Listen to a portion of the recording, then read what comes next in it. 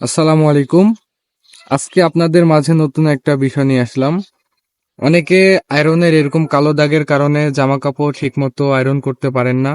দেখা যাচ্ছে যে নতুন জামা কাপড় আয়রন করার সময় এরকম দাগের কারণে জামা কাপড়টা নষ্ট হয়ে যায়।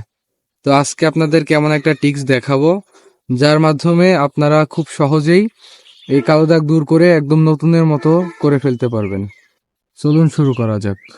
প্রথমে আমি এই আয়রনের সর্বোচ্চ যে তাপমাত্রা আছে সেটা সিলেক্ট করে নিব।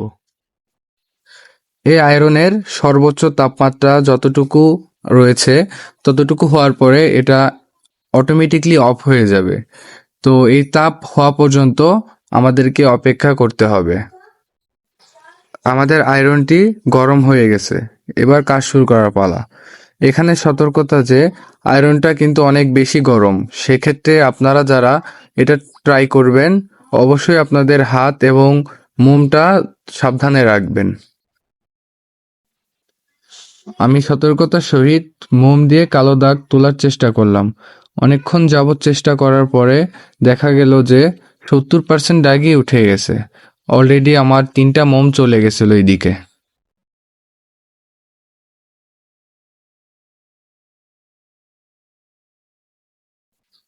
মোম দিয়ে অনেকক্ষণ যাবৎ ঘষা মাজা করার পরে মোটামুটি দাগ উঠে গেছিল। অল্প একটু বাকি ছিল, যতটুকু উঠতেছিল না। আসলে অতটুকু মোমেরও কাজ নয়। তো আমার মাথায় একটা আইডিয়া আসলো। বাসায় পড়েছিল সিরিজ কাগজ, আর আমি সেই সিরিজ কাগজ দিয়ে অল্প একটু ঘষা দিতেই সামনের টুকরো যে দাগ ছিল সবগুলো আস্তে আস্তে উঠে গেল এবং সাদা হয়ে গেছে। আপনারা কিন্তু আবার সিরিজ কাগজ দিয়ে চেষ্টা করেন না। যাদের অল্প একটু দাগ তাদের মোম দিয়ে উঠে যাবে।